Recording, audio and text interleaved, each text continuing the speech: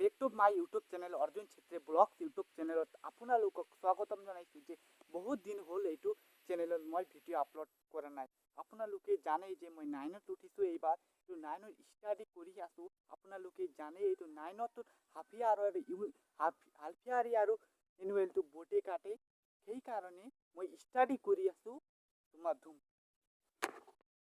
তাত আপোনালোকৰ ষ্টাডি কেনেকুৱা চলি আছে এইটো মোক কমেণ্ট কৰি জনাওক যে মোৰ ষ্টাডি এইটোতো বহুত ডাঙৰ, বহুত কুৱেশ্যন পেপাৰ বহুত ডাঙৰ আহে, সেইকাৰণে এইটো ষ্টাডি কৰিব লাগে যে এইটোতো টিচাৰে কাটিছিলে, কিন্তু 9ৰ পৰতো বটে কাটে। আপোনালোকে চবেই জানে যে ডিষ্ট্ৰিক্ট বটে কাটে, সেইকাৰণে আপোনালোকেও ষ্টাডি কৰিছে নে কেনেকুৱা চলি আছে ষ্টাডি এইটো মোক কমেণ্ট কৰি জনাওক।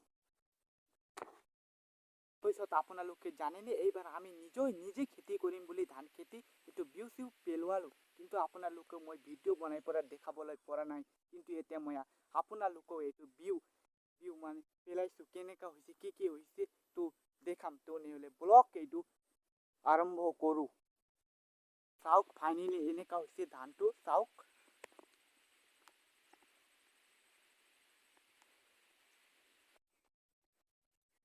মানে এইটো ধানটো পেলোৱা 17-18 দিনমান হৈ গ'ল। এবাৰ চাওক।